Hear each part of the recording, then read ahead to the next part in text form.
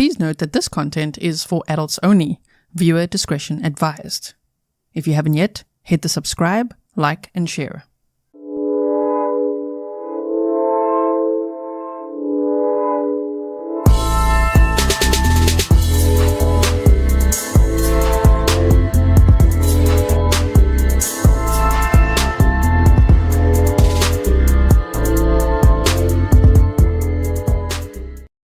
Hello everyone and welcome back to another live stream with me, Grizzly K. This is Grizzly True Crime, and today we have some good news. It's still a very sad case. This is an absolutely senseless murder, but thankfully the suspect has been arrested. Remember yesterday when we did our stream?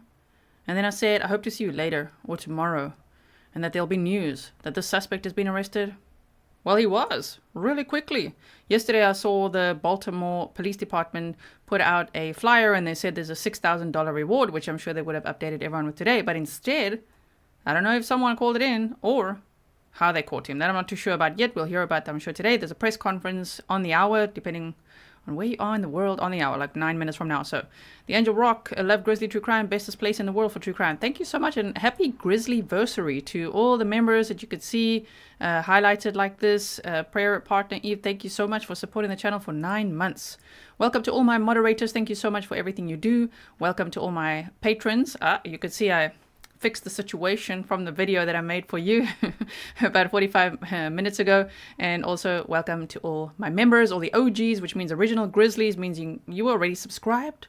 Welcome to all the new subscribers as well. If you haven't yet, hit the subscribe button, hit it again and click all, and then you'll get all the notifications, because there's always many cases that I love to deep dive and talk about. If you're new here and you're like, what is that accent? I'm South African, living in the Netherlands, otherwise known as Holland, to many people all over the world, in Europe. And yeah, welcome to this community where we love deep dives, we love documents, bullet points, map time, bit of snark where appropriate, press conferences with boosted sound, because we need that sometimes, right? Stephanie said, love you, all of you. That is so sweet. Thank you so much. So now, let me just quickly, I'm going to show you the article there. That is an update. I'm watching the time like a hawk. Okay, 7 minutes until the alleged press conference. And I say that because it's only on WBAL-TV 11. They say there's a press conference, but the Baltimore PD didn't actually put out a statement to say there will be one. So I'm just really hoping that there will be one. They say there'll be, so we're here for it. I mean, it is a big deal that they arrested the suspect. Audrey, oh my word, 23 months. That is OG. Thank you so much. I started my channel at the end of June of 2021. So, you guys, I'm going to be talking about Suzanne Morphew's case as well. I've never covered it on my channel, even though I have been following along and I've read all the documents and things myself. We've never talked about it. So, we're going to start doing that probably later today. So, make sure that you've got your notifications on, okay? This stream might teleport you to another for later. If I need to delay it, I will. But it should be for later, okay? So, just to quickly recap here, this is the beautiful Pava LaPere, who was murdered on Monday, September 25th, 2023, like this week, just a few days ago, in Baltimore. 26 years old. I'm still like, oh my word, her life was only just beginning, and she was so successful. So I'm just quickly going to do this quick refresher. Let's see if you guys remember all this from yesterday if you were here. So Pava LaPere was born in 1997. She was 26 years old, living in Baltimore in a luxury Mount Vernon former Congress Hotel apartment, and was a tech CEO with a bright future who founded EcoMap. She was on the Forbes 30 under 30 list. She launched EcoMap Technologies at the age of 22 from her college dorm room. She also did a TEDx talk around that age as well, which I've watched in full because I see there's a lot of victim blaming going on in the comments. That's horrible. We do not victim blame over here, okay? I don't know why people are saying such horrible things like, hello trolls, what the hell? That's not our vibe at all. So if she was fighting for equality and diversity and all that, it doesn't mean that she welcomed this violent criminal who was let out of prison early. You know, we went over that. We'll go over it quickly again. It doesn't mean that. I don't know how people tie that together. Like, you see, she voted for this She did it to herself. No, no, no, no, no. Definitely not. Don't get me snarky now. Paula says, hi everyone, best true crime channel. And thank you for being a member for 19 months, Paula. Happy Grizzlyversary to you. So she was also named Baltimore's 40 under 40 and Maryland's 25 under 25 list for innovation. She'll be remembered as one of the brightest stars in Baltimore and a compassionate, visionary force by those who knew and worked with her. So I showed you some of these pictures yesterday. I'm just powering through this. There was a vigil last night as well. So that was correct. That was yesterday.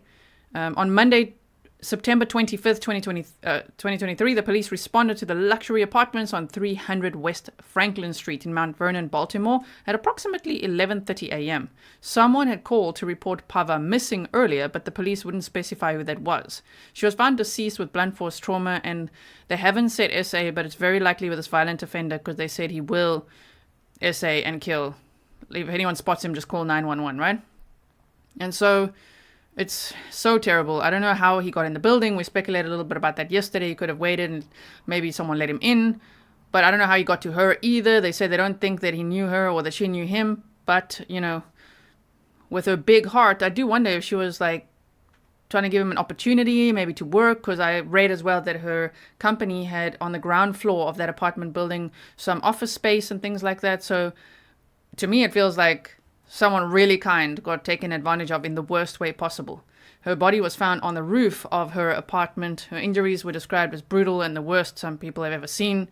They said reaching the area would have meant climbing a ladder or fire escape on the 7th floor of the building. And the police then named the suspect, which we looked at yesterday, which is this guy. My word, Jason Dean Billingsley. This is the guy they've now arrested. We're going to go over those updates in a moment here. And remember this incident we looked at yesterday where 2 people were attacked at knife point. It's worse. It gets so much worse. A couple, there was a 5-year-old upstairs, was attacked, and they did say there was a warrant for this guy's arrest already for that. They thought it was him a week before. But then because of Pava's murder, it was really like publicized, like press conference and all, like we really need to catch this guy. But he went into this house and, trigger warning, he cut a lady's throat. He essayed her, cut her throat, doused the couple in gasoline and set the place on fire. So they are in critical condition. The 5-year-old upstairs suffered from smoke inhalation. That family is recovering, but yeah, this guy is extremely dangerous and he was let out early, and we went over some of that yesterday. So let me just quickly, before this press conference is supposed to start, let me quickly show you this, where they said U.S. Marshal suspect Jason Billingsley arrested in Baltimore tech CEO's killing, right? So you can also see where they talk about the press conference. Authorities late Wednesday night arrested a man accused of killing a Baltimore tech CEO, according to the U.S. Marshal Service. Go U.S. Marshals, huh? They do well. They do really well. Okay, and so they said Deputy U.S. Marshal Albert Maresca Jr. told 11 News that Jason Billingsley was arrested at a train station in Bowie. Is that how we say that? Bowie, Prince George's County. City police released a statement shortly before 12:30 a.m. Thursday to say that leaders plan to hold a press conference at 11 a.m., which I'm assuming now is in 1 minute, right? 11? That's how I calculate it. It's now. Okay, on the arrest of Billingsley, who is wanted in connection with the killing of Pava LaPere. So the police news conference will be live streamed. That's what they say. So we shall see. I mean, Thursday to say they hold a press conference 11 a.m. I wonder. Anyway, so we are looking at that, but that is the update. Let's just quickly have a look here. Interesting. Because they don't say anything. U.S. Marshal suspect arrested. I mean, this guy, whoa, I hope he never, ever, ever, ever gets out again. Right? Sherry said, I live 45 minutes from Baltimore. I used to go to the city all the time with my kids. No more. I dread going into the city. And Lola said, no death penalty in MD. Wow. He was arrested at a train station. City police released a statement shortly before 12:30 a.m. on Thursday. Okay? 11. So, and they said they'll be live streaming it there. So let's just quickly go to this one. I mean, they're not really talking about that right now. I'm so happy he's caught as well. Let's just quickly go to live here. You see, they're talking about political things. Where's your press conference, people? Let me go to show you the map time here. Where the 2 crimes occurred. Wait, I just got to keep an eye on everything. Let's keep an eye on this live stream here, just to make sure. Okay. Breathe, everyone. If you see it before me, tell me, okay, if you see it happening. Coco Stranny says, hello, G, love your channel. You are the best. Thank you so much. Thank you very much. ASB412 said, best restaurants are in Baltimore. I've never been to Baltimore. Okay. So, this 306 West Franklin Street, we looked at yesterday. This was where this is the apartment building where Pava LaPere stayed on the top floor. And I'll show you now where the other incident happened as well. Color, nice to see you. You say Grizzly to crime. U.S. Marshals caught Kevin, the inmate from Indiana that was let out due to the clerical error. Oh, okay. In St. Paul, Minnesota yesterday. That's good news as well. We love it when they're catching all these people, right? Put them back in and never let them out. My goodness. No, they were not dating. The police say they did not know each other. So this is where Pava LaPere was murdered. Oh man, 26 years old, still such a shock. And then here at this Edmondson Avenue, the 800 block of Edmondson Avenue, is where the other incident happened, where he entered a home. They believe it to be him, from everything I'm reading, and he did all those things I just said 5 minutes ago. So that's there, and I'm not too sure if this is where the train station is, if it's this far south. I typed in, if you guys are local in here and you know, I typed in this Bowie area. I don't know if it's this far down, but that's what I find on the map. So I wonder if someone turned him in, or, you know, what happened. Let's just see here. Baltimore police announce a suspect. We've seen that. Okay, I don't see anything happening there. So we've got that. We've already seen that one. Here, the suspect in LaPere killing was also accused of SA setting a pair on fire a week earlier. My word. I'm waiting for the press conference. I just can't see it right now. Let's quickly have a look. And then I'll tell you more about that. Where's the press conference? Where is it? WBALTV. WBALTV. Let's go. U.S. Marshal, suspect arrested. Yes, we want to see this. We want to see what you got going on. My word. Sorry about that. No, we don't want sound like that. Where is it? The police news conference will be live streamed on this, the app, the Facebook page. We got all that, formerly known as Twitter and YouTube channels. You know, I just see adverts right now on WBALTV. W Baltimore TV, I'm guessing, right? Okay, so tell me if you see it. They say he was arrested. Yes, we've got that. Oh yeah, see, it is like that. It's quite far south, huh? Manifesting Like Coffee said Bowie is a suburb of Washington, D.C. It's pronounced like bow. Bow Utah. Like bow tie? With an E. Bowie? Bowie. Okay. So, let me just quickly see what's happening here. Okay. So, they say authorities late Wednesday night arrested a man accused of killing a Baltimore tech CEO. We've seen that. See? They say, oh, short. Yeah, still at 11. Come on, people. Are they late or what's happening? It's 11:04. Oh, boy. Lola, that's so different for me as South African. We'd say like boy, and you'd say like buoy. You know, depending on where you're from. Okay, let me quickly. I wanted to show you this. Where is it? Where is it? This one. Look at this. Before Jason Dean Billingsley was accused of killing the Baltimore entrepreneur Pava LaPere, authorities named him as the suspect in a brutal essay and attempted killing last week in West Baltimore. And now my voice has decided to go.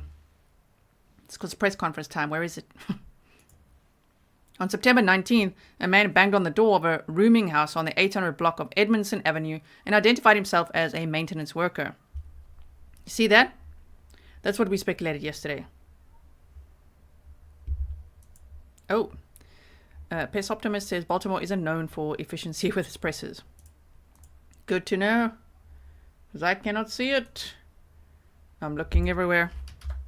So you see, they introduced himself as a maintenance worker, so it's highly likely that he did that there as well. Let's just quickly find their live stream. Nope. Don't go. Okay, and so they say a man banged on the door. Okay, identified himself as a maintenance worker. When no one opened up, he kicked in the front door, pointed a gun at two people inside, then handcuffed and duct taped them, according to a source with knowledge of the investigation. Authorities believe Billingsley essayed the woman and cut her neck. He doused her and the man with some liquid and then set them on fire, according to the source. The couple survived and were hospitalized along with the child in the house. A neighbor recalled everyone rushing outside when the fire broke out. The neighbor told the Banner that they saw two people put into an ambulance and the victims were saying they'd been tortured. Wow. Police tape is seen on Wednesday, September 27th, 2023, blocking off the back of a rooming house in the 800 block of Edmondson Avenue in West Baltimore, where an assault and fire happened on September 19th. Latrice Johnson said her 26-year-old son, Jonte Gilmore, is being treated for burns to his chest, arms, and feet. He underwent surgery Wednesday to graft skin from his thighs to other parts of his body. Whoa. Johnson said that she learned the morning of September 19th that her son was attacked. She wishes police had done more after the attack to spread the word about Billingsley's identity. That lady's life could have been saved, Johnson said. Police issued a warrant for his arrest last week and identified him as the suspect in the essay and fire. They initially withheld details of the crime, just calling it an arson.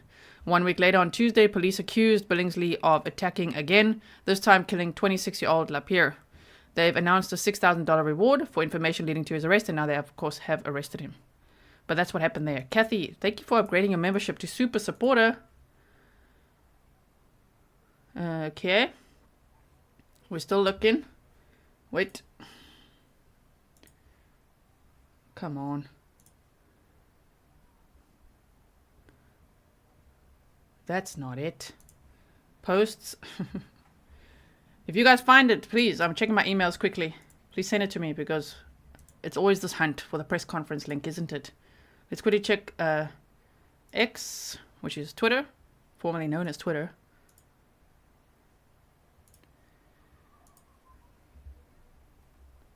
I don't see it. Happening soon. Mayor, acting police commissioner, and state's attorney to discuss the last night's arrest of Billingsley is what they say. Okay. We shall see. You say, what was the motive? Well, he's essayed and attacked people pretty much his whole life when he was free, right? Okay, got that. Got Baltimore PD. Why don't they have it on their page? They had it there before. Should be there. Okay.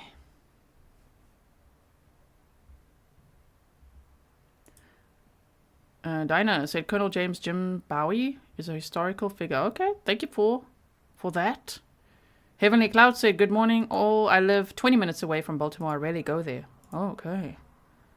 Just quickly check. Hey, thank you so much, Jose. Oh, thank you. Thank you so much. Yes, from, where's this? Global News? Okay. Thank you to Jose. Really appreciate it. Okay, so we're waiting here. That was cool. I don't know if you guys do this, but if they promise to put it somewhere, I'm always going to check, where is it? Because you said it would be here, so where is it? It's not here. Wow, okay. So, let me just see. You guys are like, you stay out of Baltimore. Heavenly Cloud said evil has no motive. The thing is that he was arrested in 2009, 2011, 2013. He was sentenced to prison in 2015 for 30 years, but then he was let out in 2022 on good behavior, apparently. That's horrible. Should have never been let out.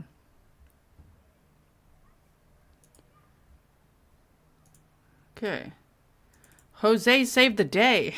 Thank you so much. You say press conference, I hope.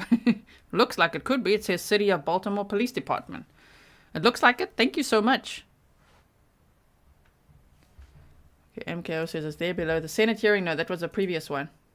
Or what? This was from a day ago. That's from yesterday's press conference. This is the live stream happening right now, but they're talking about other things. You guys aren't wrong, huh? Baltimore takes its time. Christy says, criminals like this guy is why the world can't have nice things. Oh, they need to put him back in there. Now, hopefully it's LWAP, right? He's going to face a lot more charges now as well. I will keep monitoring this for us. I just want to quickly see, because we were here. At the bottom here. Wait. Let's bring that over here. And continue over here while we wait. Let's be productive while we wait, right? Okay, so they said police consider Billingsley armed and dangerous. Acting Police Commissioner Richard Worley said he will kill an SA again. Authorities do not believe LaPere knew her suspected attacker. So you see, I really think he would have posed then as a maintenance worker. If he did that before, because that's new information to me, that's what he did this time as well, which is what we were speculating. He would have to be let into the building and even then go upstairs and say that he was doing some kind of maintenance, right? Okay, here they are, here they are. Make it bigger. Boost it. Here we go.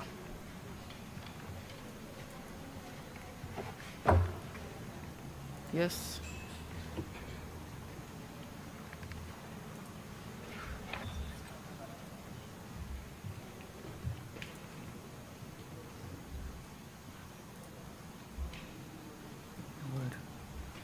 Yes, we want it like this. Okay, okay, full screen. Here we go. Here we go.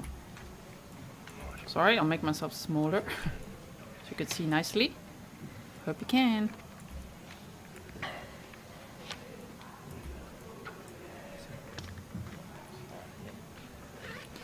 Not much sound right now, but I boosted it for you so that there is a lot of sound when we do watch it. Okay, so here's a live press conference. All right, good afternoon. Thank you for being here today. Joining me today are Mayor Brandon Scott, State's Attorney Ivan Bates, Chief Deputy Matthew Silverman of U.S. Marshals, representatives from our Criminal Investigation Division, as well as Councilman Costello and Councilman Conway of our City Council.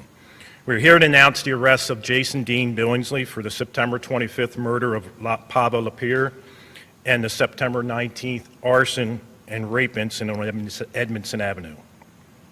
Billingsley was taken into custody in Bowie at approximately 11 o'clock last night by our warrant apprehension task force, U.S. Marshals, Capital Area Regional Fugitive Task Force, Maryland State Police, Baltimore County Police, Prince George's County Police, Howard County Police, and ATF, as well as Bowie State University Police and D.C. Metro Police all worked together to take him into custody.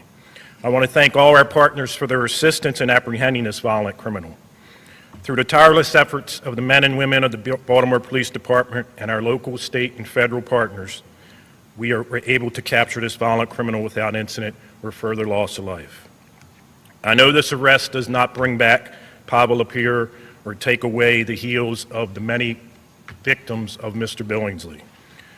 But my hope is at least we can give a sense of closure to the city of Baltimore, the victims of all of his crimes and all their families. Investigators continually and actively review all open cases since his release in October of 2022 to determine any connections that exist. We're going to put this individual, this violent criminal offender, repeat offender, back in jail where he belongs. Now let's all work together to make sure that he stays there. What I can confirm in reference to this incident and the reference to the incident on September 29th, right now all the indications are that this was not a random act of violence. We have information to believe that the victims from Edmondson Avenue were targeted by the suspect, that the suspect knew the victims, and he went into that location for a criminal reason. We know that the victim and suspect were known to each other. Additionally, we know that the suspect did not break into the building as he worked at that location. Through witness testimony and surveillance, we were able to develop the identity of the suspect, and a warrant was issued for him for Edmondson Avenue within hours. I can confirm that the warrant was a priority, and we brought in our law enforcement partners from the U.S. Marshals, as well as a flyer was distributed to every single officer in the Baltimore Police Departments. Our detectives, alongside our partners at the Marshals, were monitoring and surveilling to apprehend the suspect. This includes tracking his phone, looking at financial transactions, looking at social media, surveilling known addresses, speaking to multiple witnesses, and listening to his previous jail calls.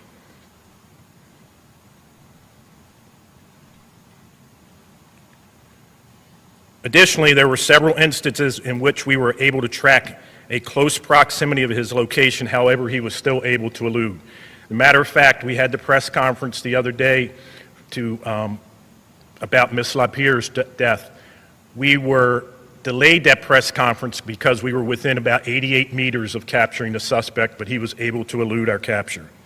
We knew early on that the risk was when we went public that the suspect would go underground, which is exactly what he did. As soon as the news conference happened the other day, he basically left the location where he was at.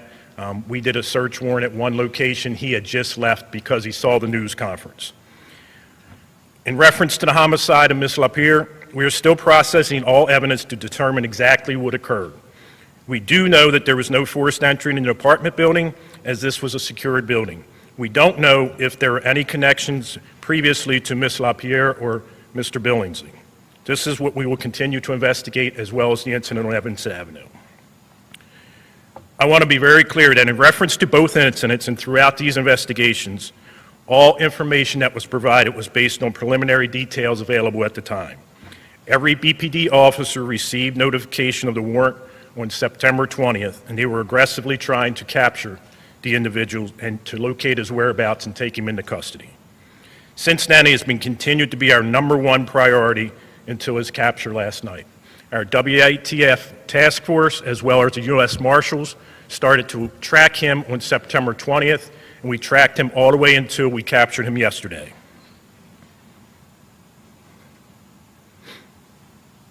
I'm aware that the last few days have been unnerving for our citizens, and I sincerely hope we are able to find a little bit of peace today. I ask that we continue to respect the privacy and safety of the families of the victims and witnesses at this time. Our priorities will always be the safety of our residents and apprehending those individuals responsible for those crimes. At this time, I will now hand it over to Chief Deputy Matthew Silverman of U.S. Marshals. Thank you, Commissioner. Thank you, everybody, and good morning. My name is Matthew Silverman, and I have the distinct pleasure of serving you all as the Chief Deputy United States Marshal for the District of Maryland. First and foremost, I would like to express my condolences to the victims affected by this tragic situation. All the families, our thoughts and prayers go out to each one of you and the citizens of Baltimore. With that said, I would like to express my sincere appreciation for the work done by all of our criminal investigators, detectives, and police officers who serve on our Capital Area Regional Fugitive Task Force. These dedicated professionals worked around the clock to locate this and apprehend this violent fugitive. Because of their tireless efforts of the Baltimore City Police Department, the Maryland State Police, the Prince George's County Police Department, and our other federal and state partners, we were able to secure this individual without any further incidents. This arrest truly speaks to the power of our public interest and safety partnerships with each one of you. I thank everybody for all the continued support, and hopefully we don't have to be up here anytime soon to do another press conference. Thank you. Thank you so much. Good morning, everyone, and thank you all for being here. Thank you to all of our colleagues, my elected colleagues, Councilman Costello, Councilman Conway, of course, the fabulous people that did this work from both the marshals, the BPD, our homicide detectives, because we gave you all our word that we would not stop until we brought this individual in, and that we exhausted every resource to make sure that we brought him in to keep our residents safe. It is very clear that this individual posed a substantial danger, that he had been non-compliant and was clearly violating the terms of his supervision after being released, and that alone should be enough to make sure that we keep him off the streets. This morning, I want to commend the excellent work of not just the BPD, the marshals, all of our law enforcement partners who worked together in apprehending this gentleman for the murder of Pava and the rape on Edmondson Avenue, because every single life in Baltimore matters. Pava's life matters. Those individuals who he impacted in other incidents matter. Those who we've done it to in the past, their lives matter. As you know, I had the pleasure of knowing Pava, and she was truly a light in our city and in this world. It's heartbreaking that she is no longer here with us, especially at the hands of someone who, as I said the other day, should not have been on the streets in the first place. We will continue to make sure that we are working with our state's attorney and our partners to make sure that he does not get that same fate again, that he does not get back out on the streets here in Baltimore with the opportunity to harm others. I had the opportunity to speak with Pablo's family late last night, giving them the news of this arrest, and we're going to again ask that everyone continue to pour light and love into their family, pour light and love into our community, our city, all of those who know Pablo. Our entire city heart aches with them, and while this arrest will not bring her back, I hope that it does begin the process of closure for her family, her friends, her community, and all of Baltimore. To our residents, thank you for continuing to do that wrapping around. Thank you for every tip that was sent in, every single notice that we got, because we all have to work together to do this and make Baltimore a safer city, just as this city does anytime we lose a federal Baltimorean. To BPD and our law enforcement partners, thank you for your dedication, your diligence, and your persistence in tracking this individual down before he could harm anyone else. I hope this sends a message to everybody else who likes to commit these kind of cowardly, horrendous acts to know that we will not tolerate it and we will pull you off of the streets of Baltimore. And with that, I will turn it over to our state's attorney. Good morning, and thank you, Mayor Scott. Again, this case will end up before my office. Therefore, I cannot discuss any of the facts. As our Constitution says, everybody's innocent until proven guilty in a court of law. However, I want to begin where all of our focus should remain, and that is with the victims of both cases and their families. My thoughts and prayers continue to be with them, even as we stand here to announce an arrest in this case. And my hope is that we have some measure of relief today, all the citizens of our area, knowing just how hard everybody has worked to ensure that the suspect has been apprehended. I want to extend my sincere gratitude and appreciation to the Baltimore City Police Department, Baltimore County Police Department, U.S. Marshals, Prince George's County Police Department, Warrant Apprehensive Task Force, and everybody else within law enforcement that collaborated to make sure that this individual could be now in custody. I also want to applaud my own offices, Homicide Division and SVU prosecutors. They worked in collaboration with the Baltimore City Police Department around the clock. They had to ensure what we were going to do in putting this case together. Now, where do we go from here? I've decided that two of my most experienced prosecutors will have this case. They worked with this case from the very beginning. Every single lead, every single detail, they have been involved. They will have this case, and they will eventually present this case, as all cases go, in front of the grand jury. And if and when the grand jury gives us the indictments, my office will file life without the possibility of parole. Our hope and goal is, if this individual is found guilty in a court of law, that this individual will never get out to see the light of day again and to ever hurt any of the citizens of our fine city ever again. At this time point, I will turn this back over to the Commissioner. Thank you. We'll take questions.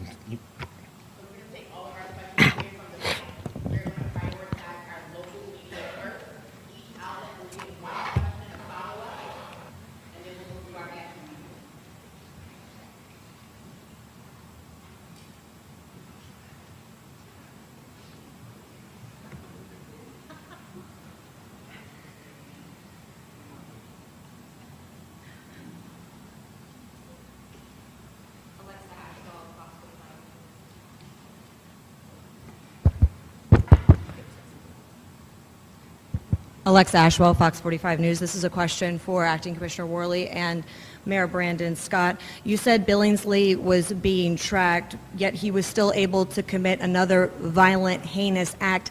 How is that so? And at what point do you weigh the community's safety? This was a violent rapist who was roaming the streets of Baltimore, and the public had no idea. Could this knowledge have prevented Pava's death? I'm not going to speculate whether it could have prevented her death, but what I know we did is As soon as we realized that there was a public safety, we had the press conference. The first incident on Edmondson Avenue was not a random act. Had it been a random act, we would have put out a flyer right away saying that this individual was on the loose committing random acts. We know pretty much why he went into that house on Edmondson Avenue and why he committed those acts. He worked at that building. He was familiar with the victims. I'm not going to say too much more because I don't want to talk bad about victims. But he was there for a reason.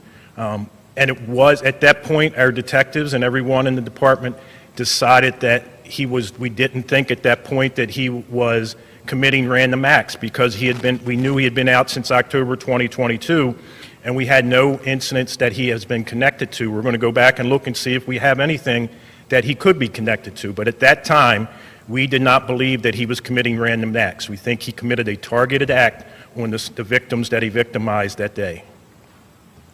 And, my follow-up question, I mean, there are a lot of eyes on this press conference. People are angry. Your message to them, if they're questioning why they should trust the Baltimore Police Department with their safety? The main reason is if we made a mistake, I'd tell you we made a mistake like I did in Brooklyn.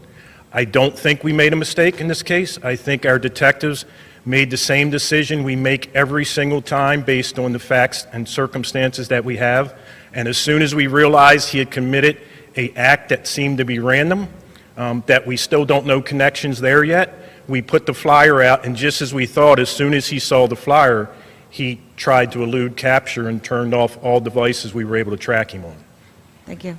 And just to add, Alexa, to that, I think we have to understand that residents should trust the Baltimore Police Department in doing their work because they do that work each and every day. It was the Baltimore Police Department that did the work that led to the initial case that he was in prison for. And what the residents of Baltimore should be doing is questioning why he was let out and how that happened. And that's not on the police department. And they're the ones who are out here arresting folks for murder, taking record numbers of guns off the street, having a double-digit deficit in homicides, reducing that each and every day alongside our law enforcement partners. They are doing that work. But we know that we're talking about a system that we also have to deal with because they didn't decide to let this sociopath back out on the streets of Baltimore.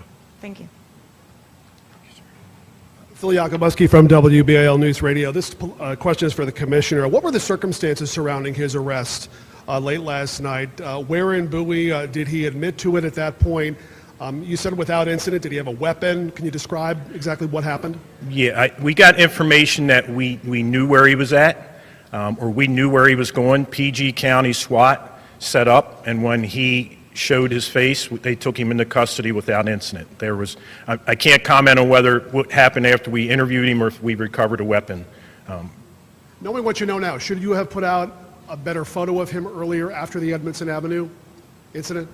Hindsight's always 20/20. If I would have known that he was going to go and kill someone, we would have put the flyer out. But we had no indication that he was committing random acts. This was a targeted act that he went into that apartment that he worked in, a building that he worked in, that he had access to the apartment. He was allowed in the apartment, so there was no reason to believe that he was out committing random acts. Had we believed that, the flyer would have came out to everyone on September 20th as soon as we got the warrant.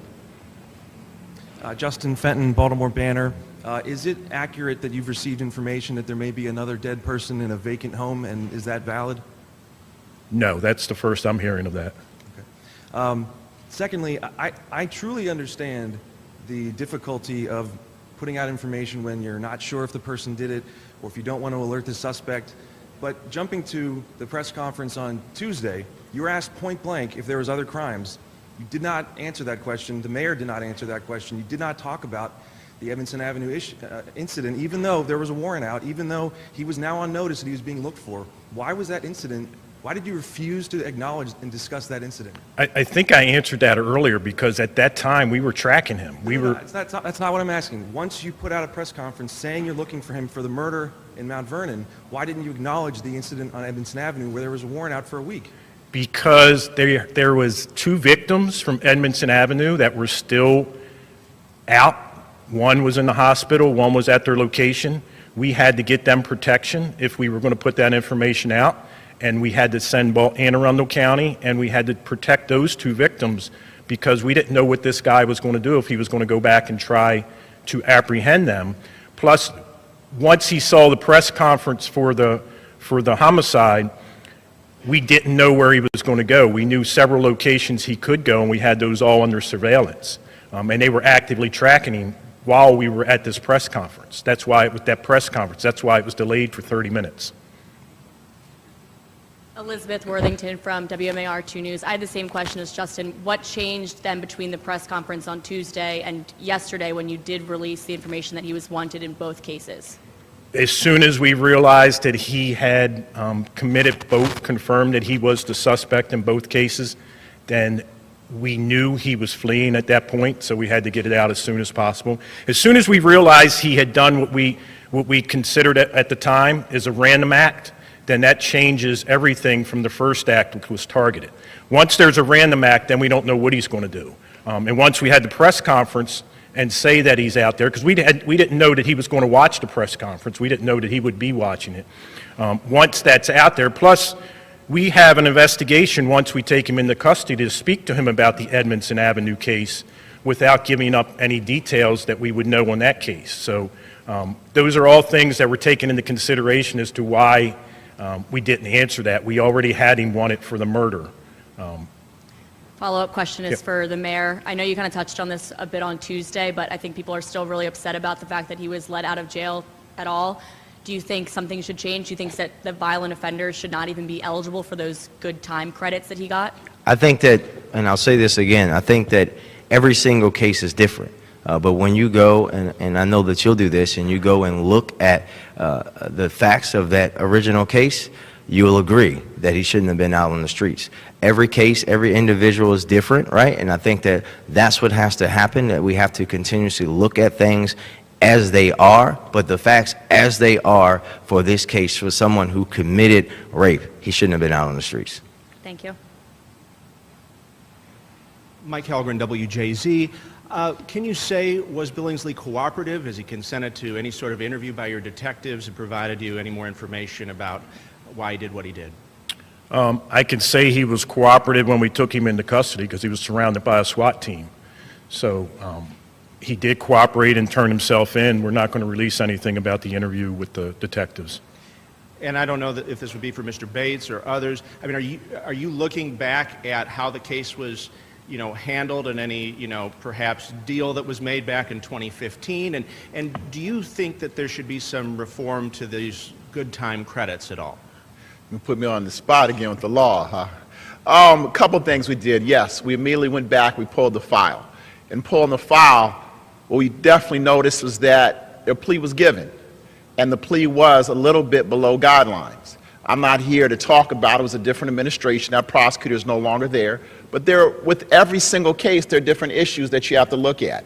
Are the witnesses and victims cooperative? What's the evidence? Things like that. So I'm not going to go back and say hindsight's 20/20. But you also sit down and look at what's called DIM, or diminution credits, within the Division of Correction. In 2016, the legislature passed a law that said if you do a sex offense, a rape, or a sexual assault on someone 16 or younger, you are not eligible for diminution credits. Maybe the legislature could maybe look at what first-degree sex offense or first-degree rape. Are these individuals still going to be eligible for diminution credits?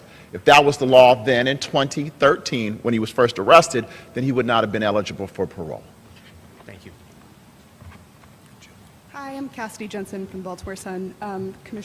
Oh, hi. Thank you. A little short. For the commissioner, can you say, was he armed when he was arrested? How was he able to be brought in without incident?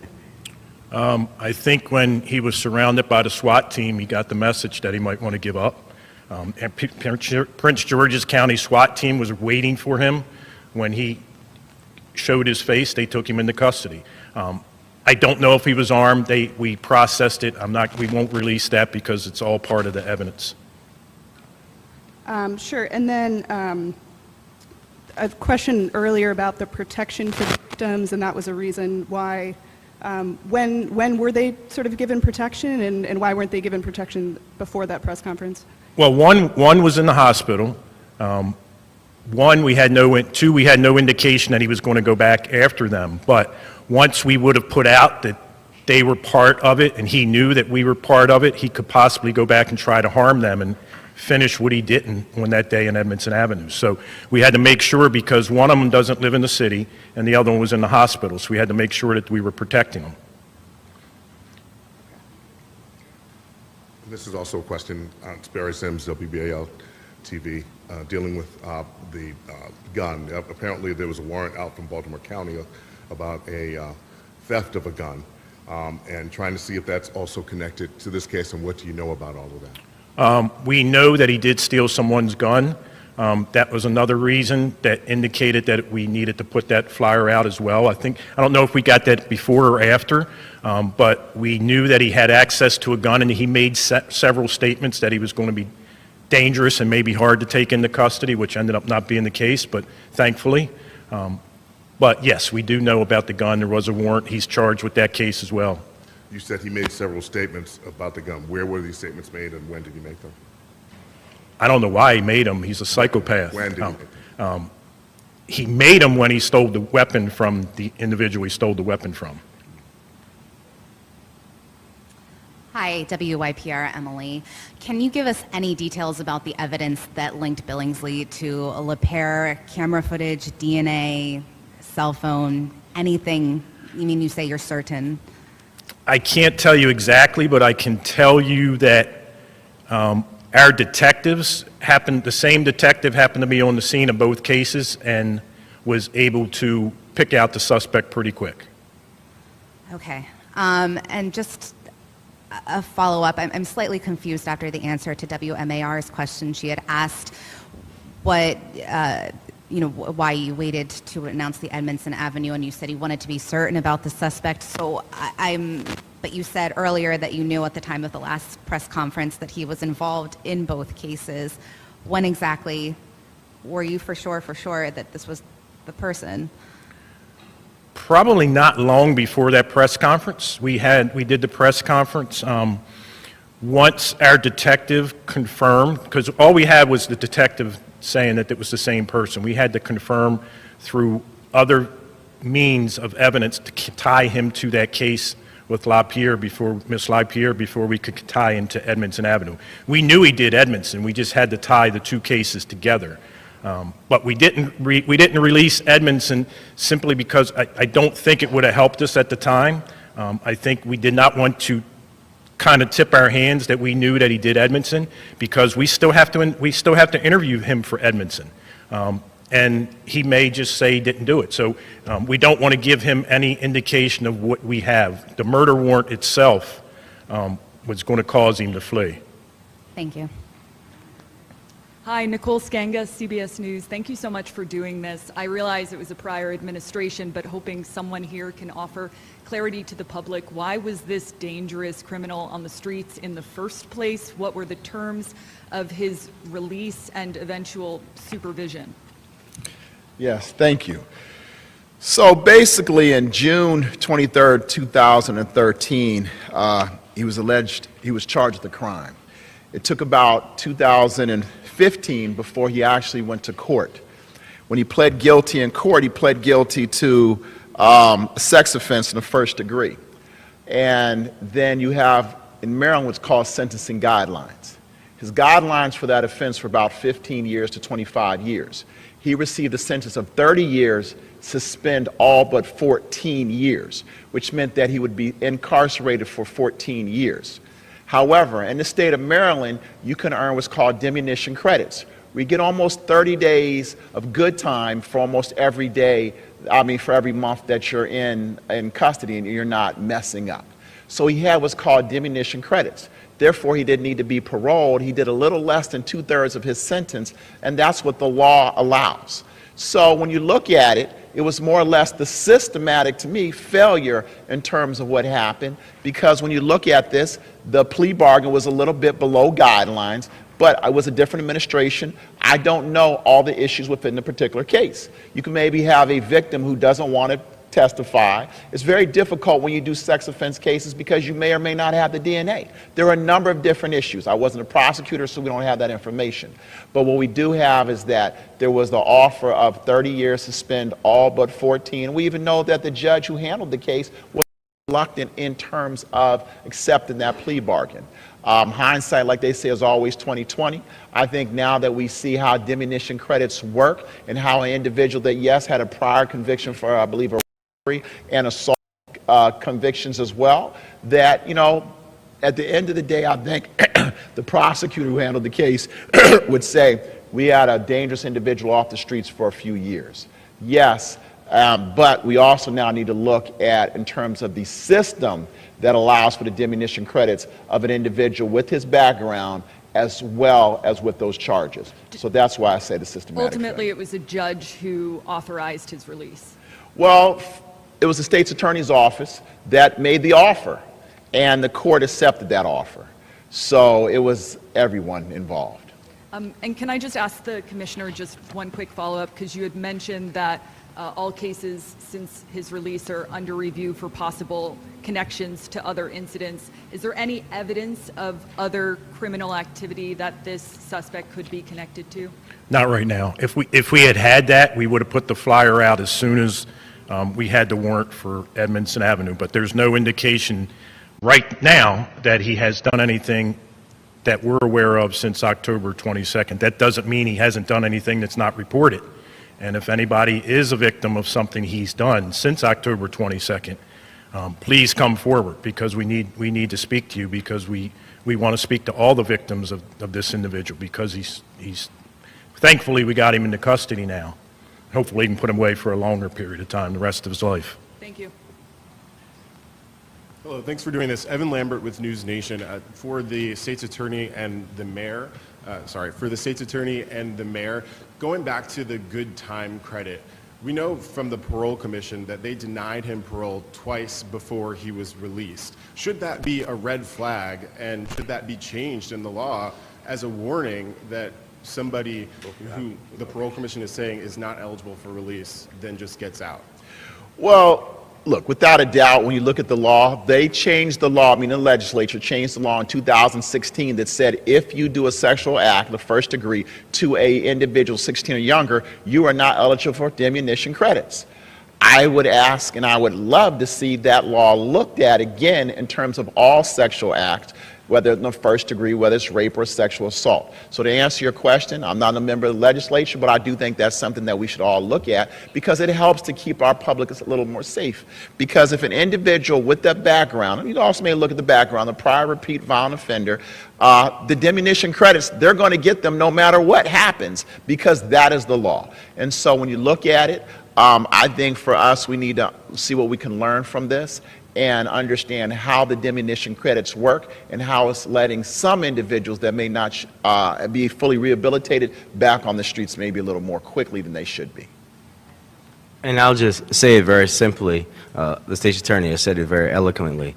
Rapists shouldn't be let out early, period. When you rape someone, no matter if it's someone's daughter, son, their wife, like, you should not get out early, period, for that kind of offense. And then one quick follow-up for the police chief.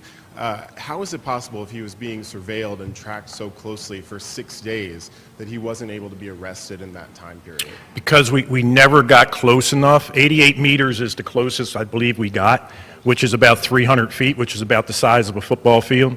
And that was while we were doing that was why the delay was for the press conference, because we knew where he was at. And we were looking for him. He just disappeared, and then we weren't able to track him. And then as soon as the press conference happened, the devices we were tracking him on were disconnected, and he started using means to communicate. Brian Todd from CNN for the commissioner. Can you drill down a little bit the sequence of events on Monday when the murder of Pava LaPere occurred? How he got into the building, when, what happened right after that? Well, Monday is when we discovered Miss LaPere. She was reported missing a few hours prior, and we ended up recovering her body at that address. It seems that she was probably murdered on Friday night, and it wasn't recovered until they reported her missing on Monday. Can you give any more detail on Friday night? I mean, again, sequence, how it occurred.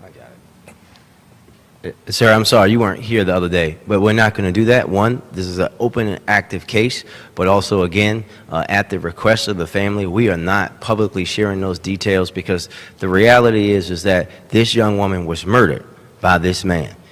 He will do that time, all of that will come out, but the family has asked that we not share those kind of details, and we're just going to ask you guys to respect that wish.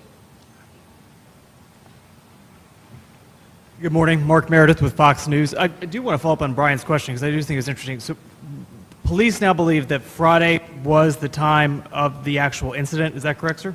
Yes. Okay. And then between Friday and Monday, she wasn't reported until Monday morning to be missing, correct, sir? Yes. Okay. Second question. When you guys were able to apprehend him last night, was it his cell phone essentially that gave him away, or how were you able to determine at the train station that's where he was? I'm not going to release that because it would put people in jeopardy. Okay, and last question. This is my last question for the state attorney. Can you say what the conditions were of his release at the time? What his conditions were? Yes, he was supposed to make sure he complied and followed the laws of the great state of Maryland. He was also make sure he was supposed to be in compliance with being a sexual offender registry because the previous conviction forced him to be on the sexual offender registry. And he was also supposed to see his parole and or probation agent. And so based on all of that, I'm sure he also had to stay away from the victims of the previous offense as well. And he was not allowed to be near any weapons or any handguns or anything, or also around any other felons that he knew of. So he was on probation? He was on parole and probation. Yes, sir, he was on both. Thank you. Appreciate it. And one thing I can tell you, and another reason why we held off a little bit on Edmondson was he was compliant with our sex offender registry. He was supposed to show up on Monday, and he never showed up. Show up to where Monday? He was supposed to show up and register with our sex offender unit. To register for the first time? No. He has to do periodic checks, and he was compliant, and we knew he was scheduled to check in with our sex offender registry unit on Monday, and he didn't do it.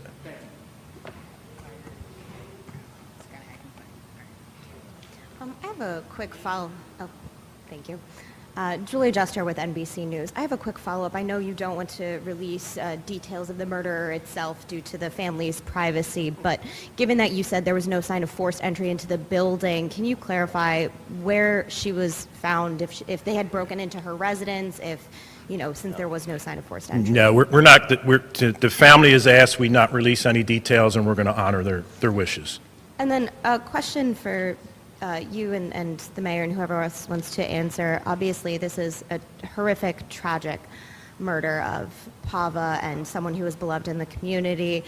What do you say to the families of victims who their perpetrators haven't been apprehended and they haven't had quite the high-profile press conferences as these of those that are still on the run and unsolved? I can tell you, our homicide detectives, it doesn't matter who the victim is, our homicide detectives investigate those cases like it was a family member. That's the unique thing about our homicide unit. That same day that Miss LaPere was killed, Mr. Braxton was killed. 15 years old, shot on Gilmore Street. They're investigating that case as diligently as they can. What happened in this case, the evidence just came quicker to them.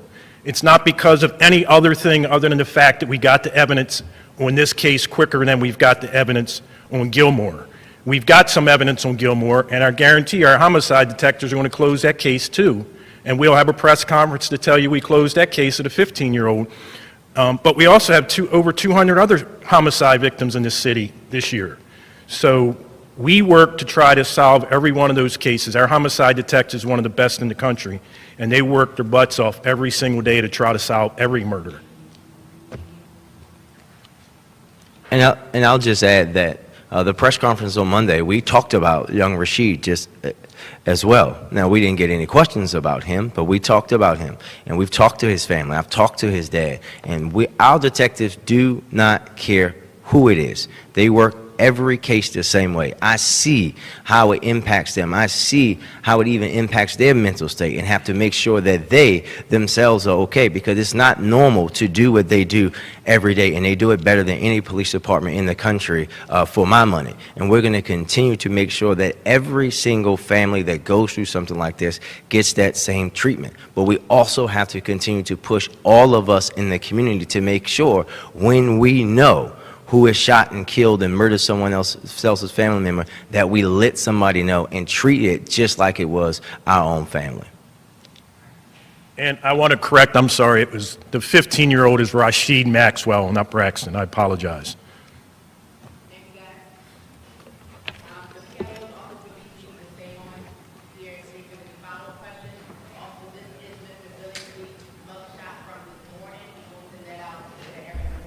I love how they're just asking questions still while they're walking out.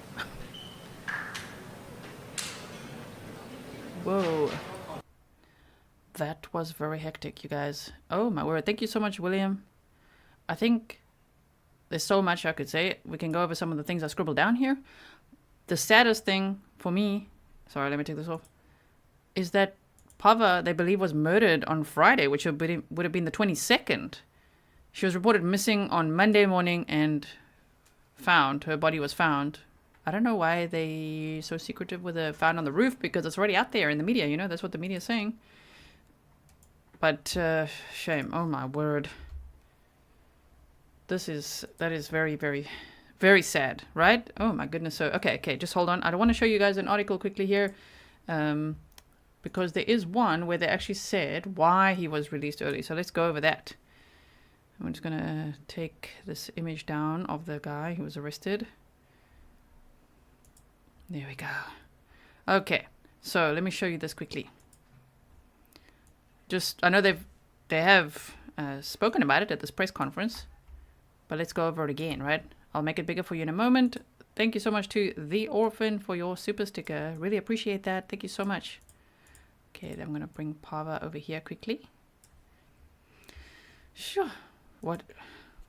Okay, why Jason Billingsley and other Maryland inmates earn early release from prison.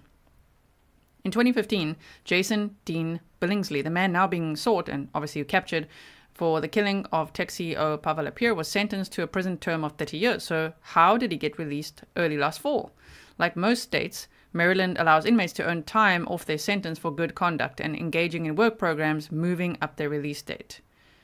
I mean, I gotta agree with the mayor there. If you've committed a sexual offense, no, you're not gonna be the good behavior. You know, especially for sexual offenders, how are they gonna show that good behavior in prison? Once they're out, they're like, okay, let's go, and that's exactly what this guy did. Wow, so scary, right? Yes. Royal Media says, we will find out, so why not tell us? They said according to the family's wishes, and that I understand, but it is out there. It's not like it isn't, right? That she was found on the roof of her apartment building, and it would take getting up on a ladder and things like that to get there. Okay, so, and then I'm going to go over some notes. So let's go over this article. Then I'll go over some of the things that I scribbled down. We'll go over that, and then we'll call it a day for this case today. I'll let you know if there's any other updates as well. We've got many things to talk about here. So they said, like most states, Maryland allows inmates to earn time off their sentence for good conduct and engaging in work programs, moving up their release date.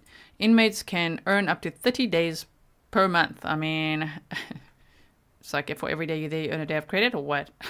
30 days per month under the diminution credit system, according to a 2020 state report.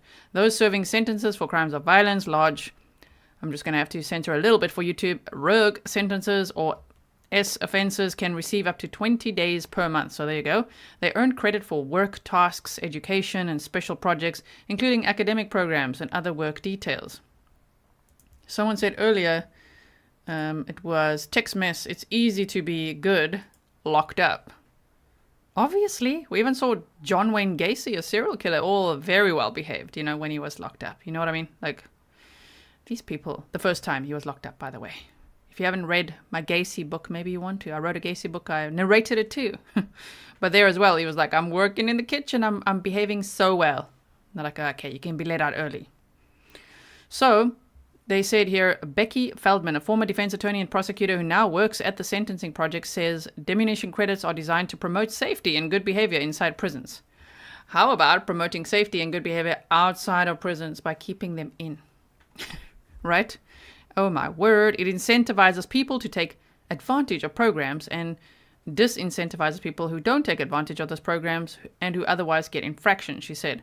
Some are not eligible to earn diminution credits. Inmates serving a sentence for SA against a victim under 16, those serving a repeat sentence for third-degree SA involving a victim under 16, and those in prison for a violation of lifetime SO supervision, which is why they were saying in this press conference they really need to relook at that law and make it for all S offenses. Billingsley was arrested on charges of first-degree S offense in July 2013 and pleaded guilty in February of 2015.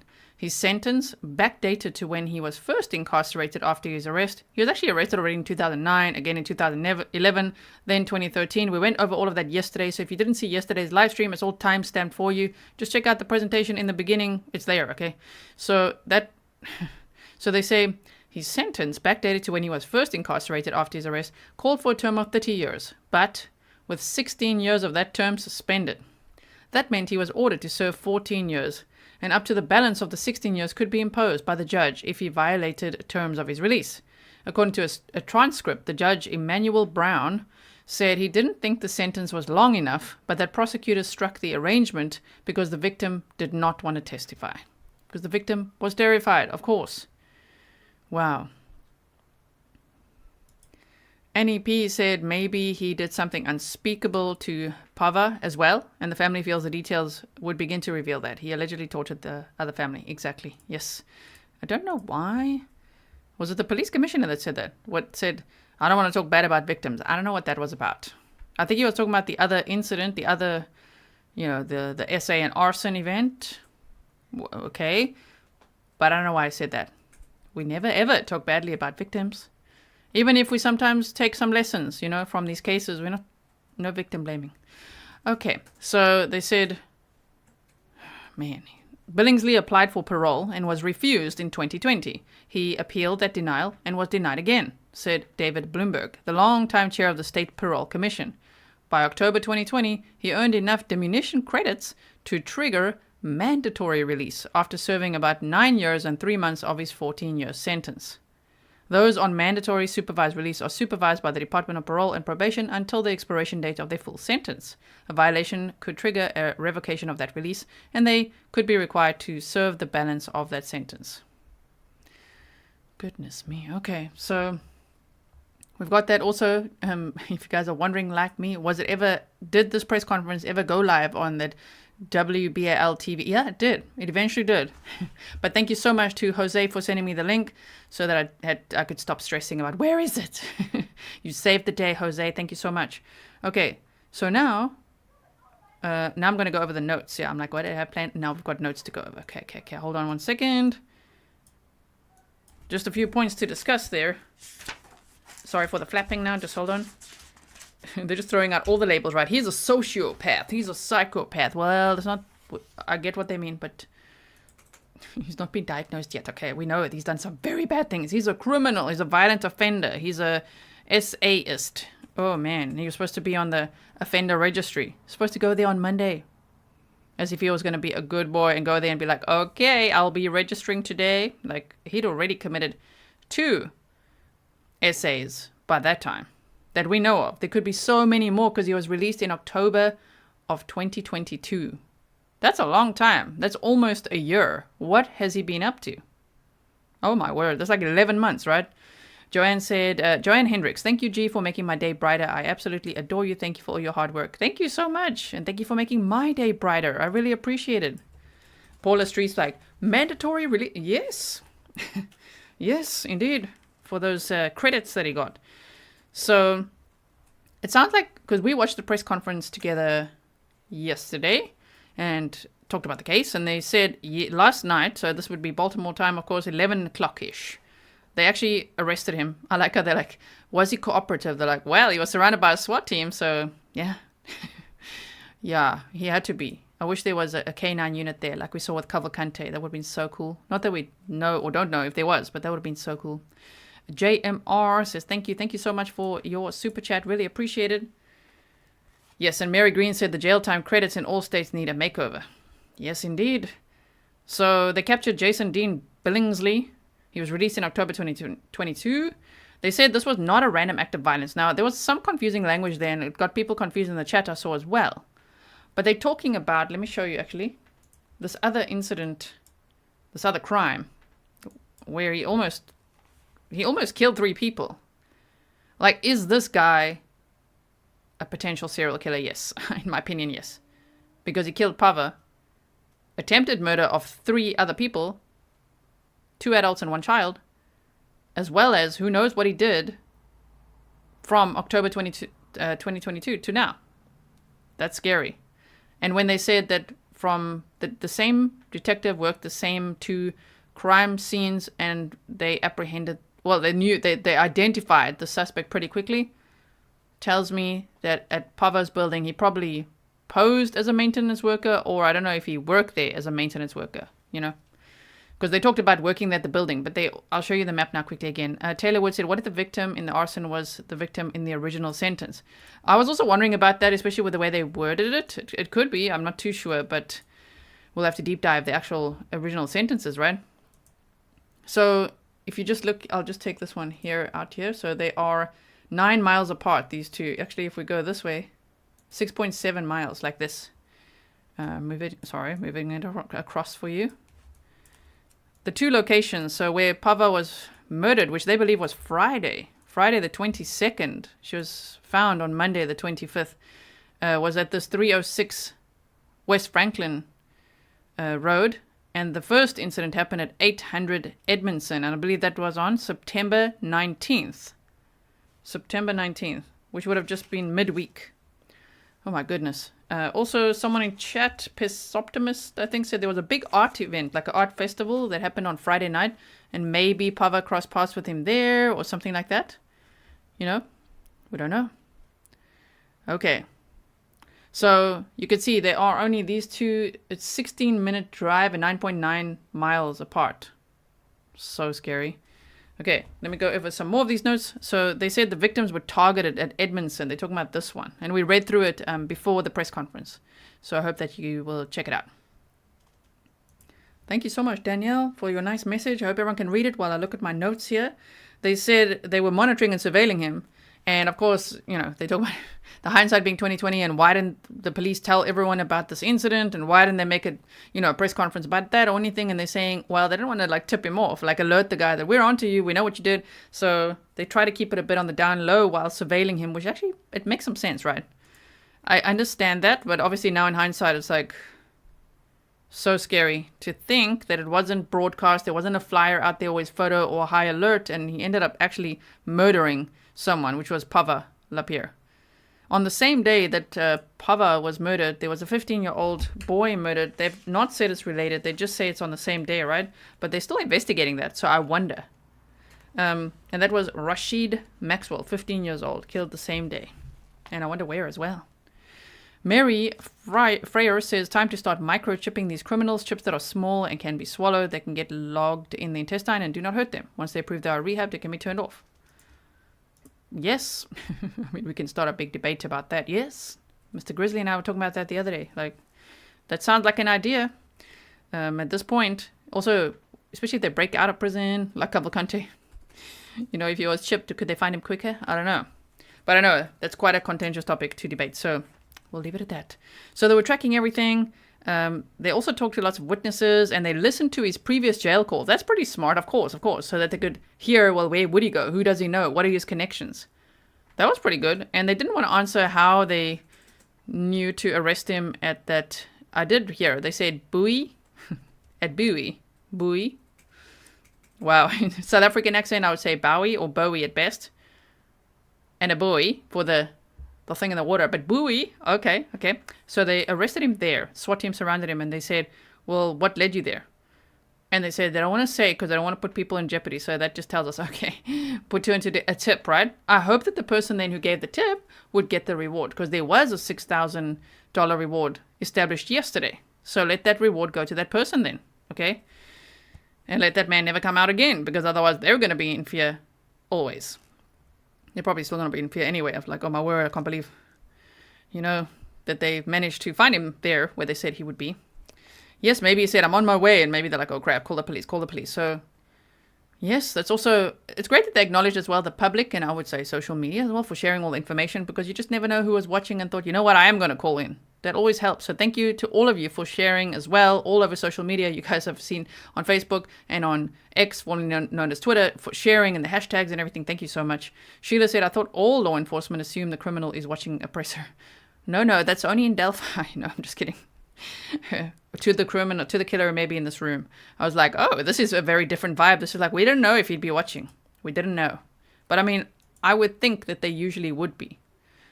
Criminals would usually be watching, right? 616 Love, thank you for being a member for 9 months. You said, thank you for your amazing work, diligence, and enthusiasm in getting the right information out. Will always be my number one channel choice for info. Thank you so much. So they said that he was within 88 meters. Now, I find it interesting that the police officer there, he used meters. Don't you guys use feet? I was like, you're using my system. Your 88 meters to feet is how many feet? So he was 288 feet away from them when they were going to have the first press conference. And they delayed the press conference because they thought, here, we're going to get him. I mean, that's very close. Right? Oh, my word. Caroline says, chipping people doesn't do squat except make it easy to ID the body. Okay, then we need trackers, right, Caroline? We're talking about trackers then. Right? Okay. And so they said he was so close. And after the presser, he left the location. There was no sign of forced entry at Pava's building. So someone must have let him in, and I'm still going to speculate he posed as a maintenance worker then. That makes the most sense to me. But we never know. We'll have to see what happens. That's what I would speculate, though. And they don't know if there were any previous connections. They secured this individual, okay, and they talked about all their public partnerships and that's and social media and the media and everything. Great, right? And they talked about him being, he complied because he was surrounded by the SWAT team. They said 2 of the most experienced prosecutors have been assigned to this case, and they are looking for life without parole this time. If he's convicted, of course. They did say the words we don't want to hear now. It's like innocent till proven guilty. Like, ooh, I don't know if this guy... That's very difficult to say it about this one. Based on all these previous charges and what they think he did now. Wow. Oh, wow. Wiley said SWAT operators use meters. Okay, that's cool. Interesting. EB said, we do use feet, but some places are trying to join the rest of the world to do meters. Well, that's great. Okay. So, they said these were targeted acts. But then yesterday they also said with Pava, it was not a targeted act. So I was a little confused, but it sounds like the one here at Edmondson Avenue, this was targeted. It sounds like he knew these victims before. They said we got info that we knew where he was going. And he also stole a weapon. I think he stole a weapon from this house. So I don't know how he knew these people. But my word, when he went in there, he essayed the woman, cut her throat, duct tape. We obviously duct taped everyone first, right? Duct taped the woman and the adult male, and the 5-year-old child was upstairs. And then set them all on fire.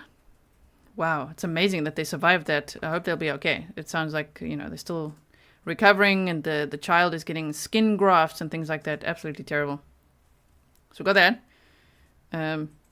They also talked about, why did you show such an old photo? And I do have that question as well. Why? At the press conference even that we watched, why was it such an old photo? I tried to find the latest photos possible to show you guys yesterday in that presentation that I made for you, but the photo they showed even at the press conference wouldn't help all that much because it was from 9 years ago probably, right? My word.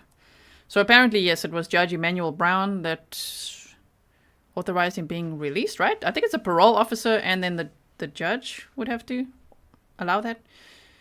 So people in the chat were naming names. This was Judge Emmanuel Brown, and the article we read did say that. Yes. Okay.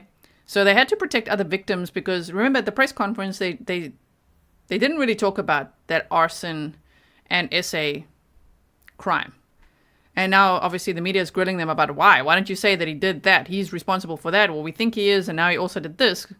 to show everyone how dangerous he is, as they say, because they worried that he would go back to that house or back to those victims and do even worse.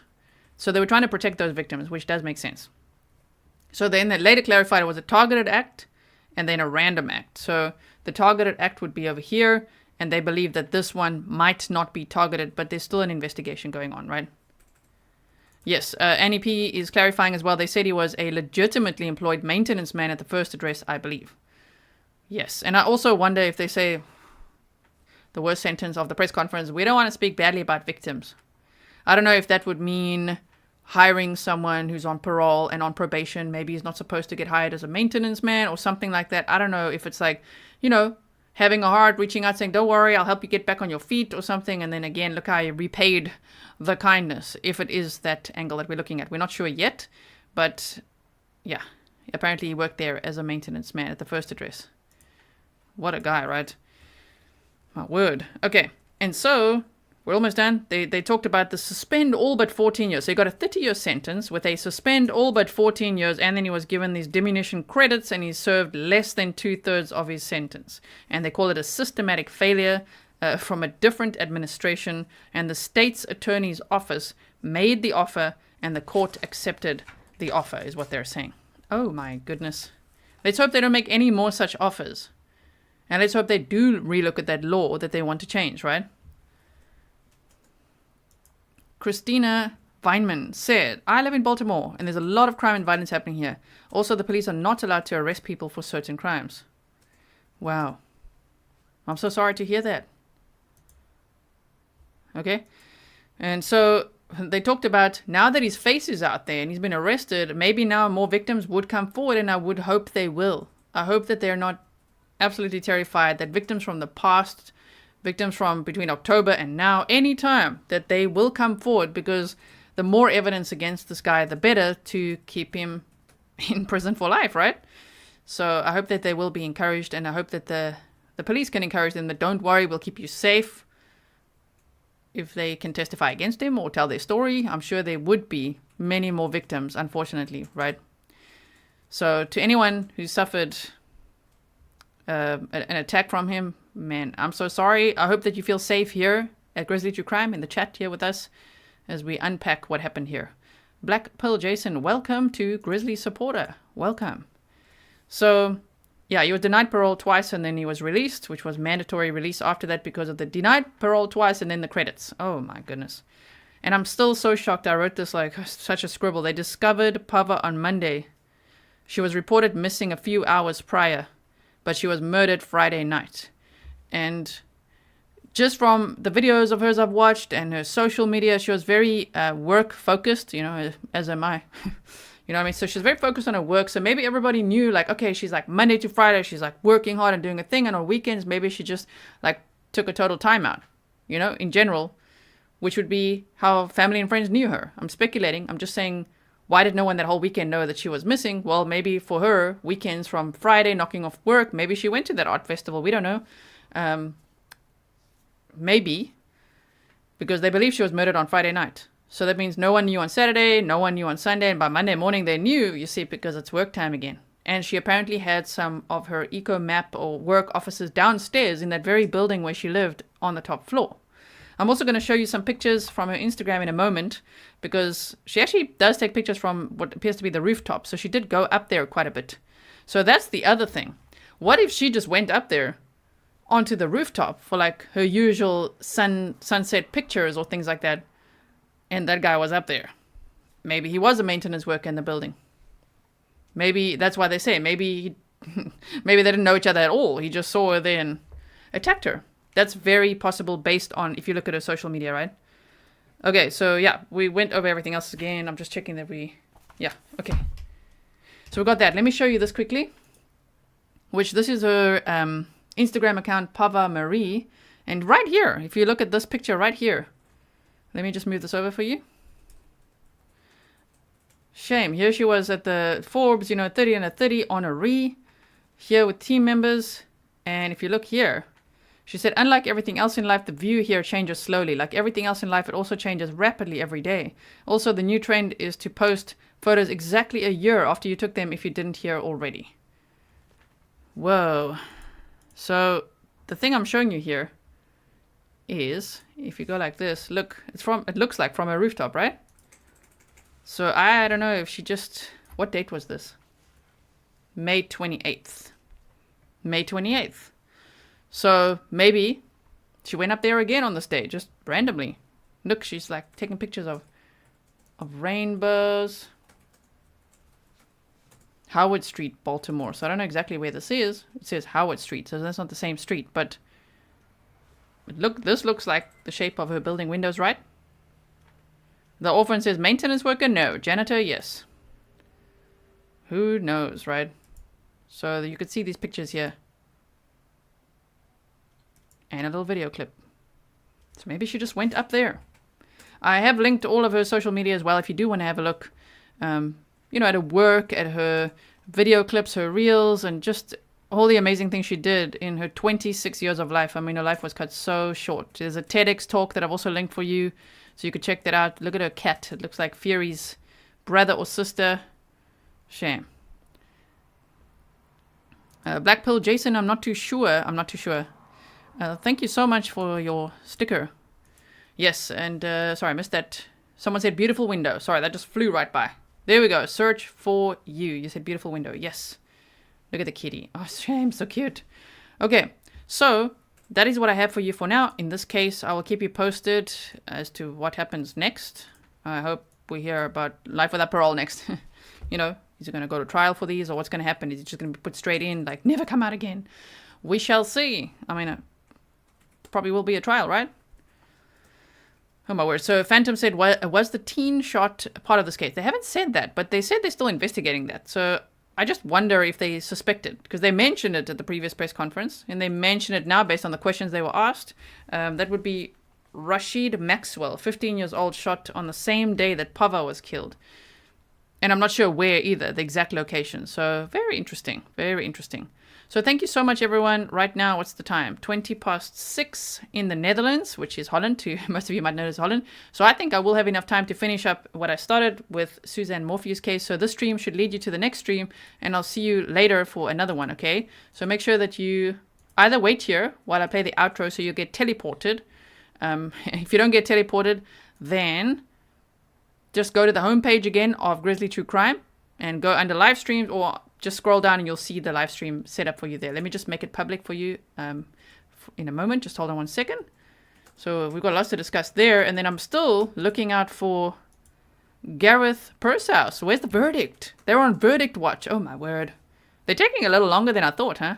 If you have followed the Gareth Pursehouse trial with me, go and check whether you've caught up or not. Go and check out the last stream that I did, because I updated you guys from day 1 all the way up to day 11. And then the closing arguments, I put on my community tab because it ended up being 5 hours long. That's very long for closing arguments. So I'm like, oh my word, it's probably better and more productive if we all just watch that on our own, because I already watched it. And I was making notes and things, but I'm like, we've heard all that before. I'm just saying. Go and check it on Law and Crime Network, the closing arguments, and now we're waiting for verdict watch. I can't wait. Well, depending on what the outcome is, right? Zimmy, welcome to Grizzly Supporter. Welcome. Welcome to all the new members. If you haven't yet checked out Patreon, please do. That's an excellent source of support. Thank you so much, mods, for everything you do. If you guys want to buy the mods a coffee, go to grizzlytruecrime.com. Go under the support page, and then you can see all the ways to support the work that I do, and scroll down, and you'll see the way to support the mods. You can buy them coffees, okay? And that I distribute equally between all the mods every quarter. Okay, so if you want to spoil them before the next quarter gift time for them, then yes, do that before the end of October, okay? So thank you so much, everyone. Please like and share so that everyone can hear this update and know that this guy was apprehended, that they can breathe just a little easier, although I hear from you guys that are locals that Baltimore is a little dangerous. Stay safe, okay? Stay safe. And I will see you in the next one. Yes, Book Girl, we're going to that stream next, okay? I'll put it in the chat in the outro, and you should be teleported to the next stream. So let's see if it does it. If not, I'll see you there later. Okay, that'll be at 4 o'clock Eastern time. Okay, bye everyone.